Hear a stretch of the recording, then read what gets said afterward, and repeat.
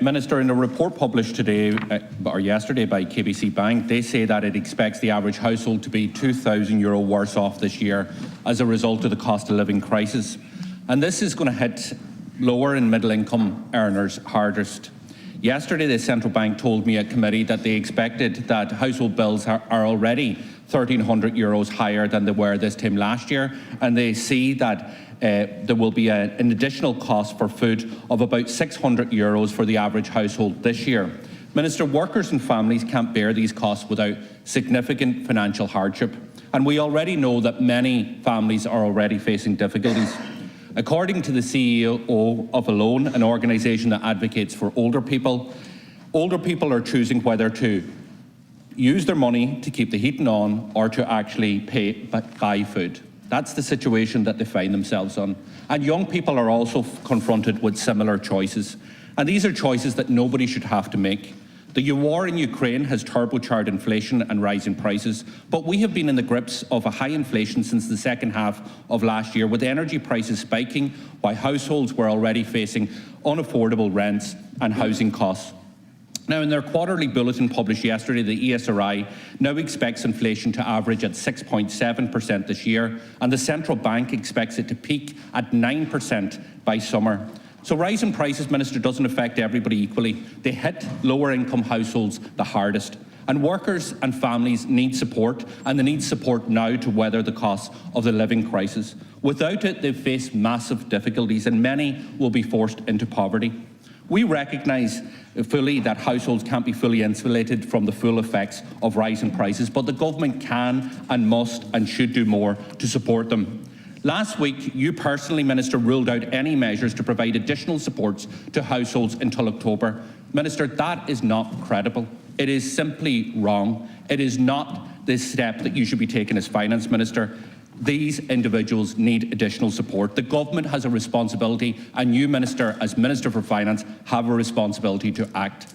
As a result of rising prices this year, those in receipt of social welfare payments are significantly worse off this year than they were last year. And you shouldn't stand over this. It involves some of the most vulnerable in our society seeing the sharpest cuts in their living standards, the sharpest cuts in their ability to provide basic necessities for themselves and for their families, and that is the reality that they face. For months, we in Sinn Féin have been calling on your government to respond to this reality and to increase core social welfare rates in response to rising prices. But you have ruled it out time and time again, and just last week you have ruled it out at least until the budget. We also know that some households are more at risk from poverty than others. Over a third of households in this state use home heating oil as the primary fuel source to heat their homes. In border counties such as my own, 2/3 of households rely on it. Last week, the cost of filling a tank reached over €1,600. And many households simply cannot afford this increase without cutting back on other essentials. And that's what's happening in the real world.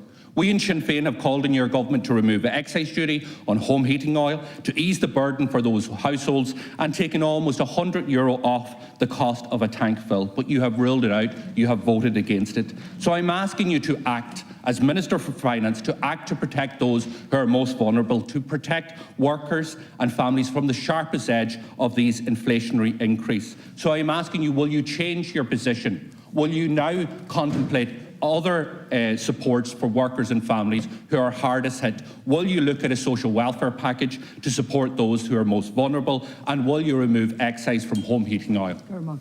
Thank you very much, Last Cairn-Corla. The government is absolutely aware of the anxiety, the additional cost that so many across our country are facing at the moment due to the rise in energy prices. That is mostly being caused by what is happening in the war in Ukraine. We are aware of the worry that many now are contending with as they see their bills go up, due to the rising price of food, due in turn to the food consequences and the raw material consequences of what is now happening in that awful, awful war.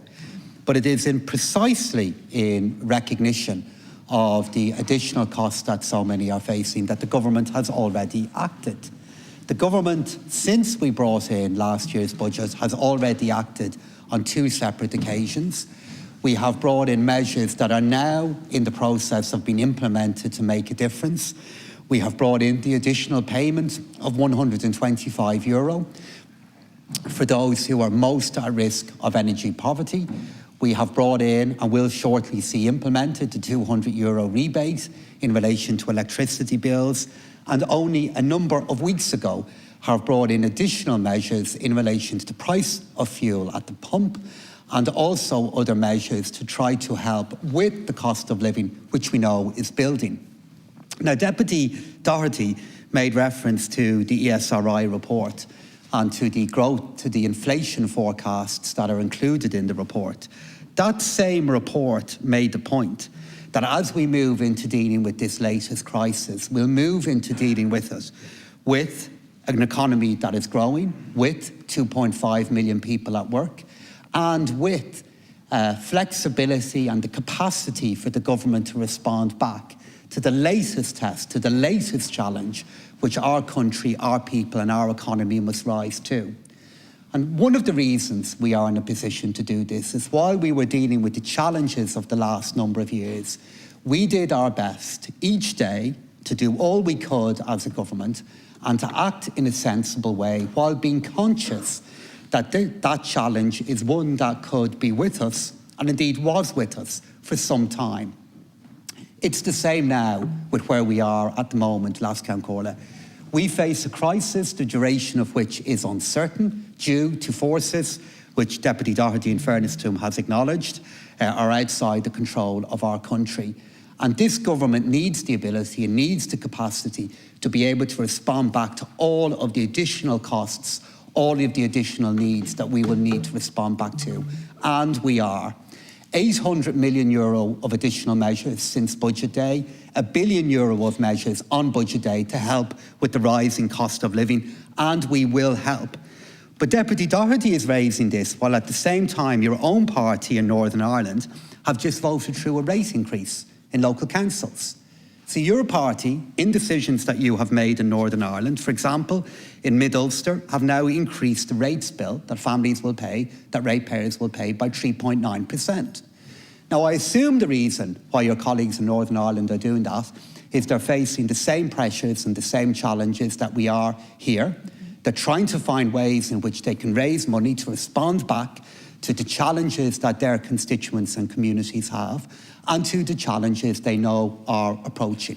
So that's the decision that your party is making in Northern Ireland at the moment, the very kind of decision which this government at the moment is trying to avoid. And instead what we are doing is bringing forward measures which we know from many won't insulate, won't cover them from all of the costs that they are now facing, but will help, and we are determined to ensure they're swiftly implemented and determined to stand by and do what we can to help the Irish people during this latest crisis and test that we will rise to.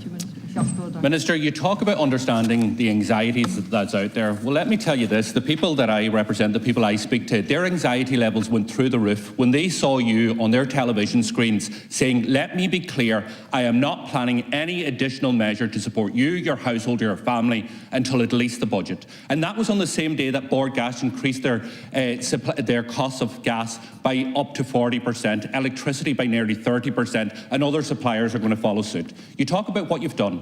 Don't listen to me for a second. Listen to St Vincent de Paul. They said it's not enough. Social Justice Ireland saying it's not enough. Those who advocate for older people alone saying it's not enough. You need to do more.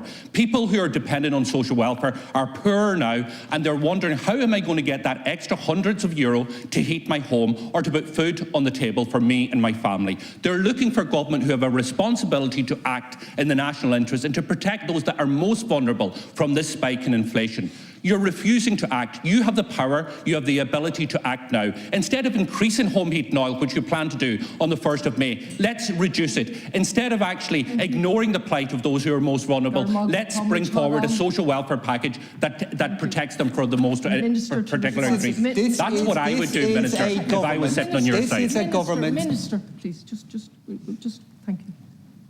Okay, can we just comply with the time? Thank you, Minister.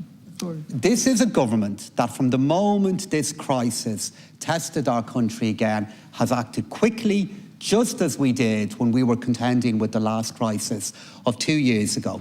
We will be so determined to do what we can at each point to offer that help. Deputy, I'm well aware of the worry, of the anxiety, of the concern that many are facing at the moment. I meet them in my own clinics, I meet them in my constituency work, just as all of my government colleagues do. We are aware of the challenges and the new tests that we will respond back to. But I didn't hear any word from you about the measures and increases that your party is implementing in Northern Ireland. Didn't hear any acknowledgement from you in relation to that, not a single word. The difference between the deputies on this side of the House and you, Deputy Doherty, and your colleagues is this government is busy trying to implement measures that we believe can make a difference. We are busy implementing measures to try to help. Deputy Doherty, you're busy deleting your policies, deleting the measures. That's what you're doing. We're acting on recent decisions. We're acting in our recent policy. All of you are too busy deleting them. We're over time. Thank you. If we could.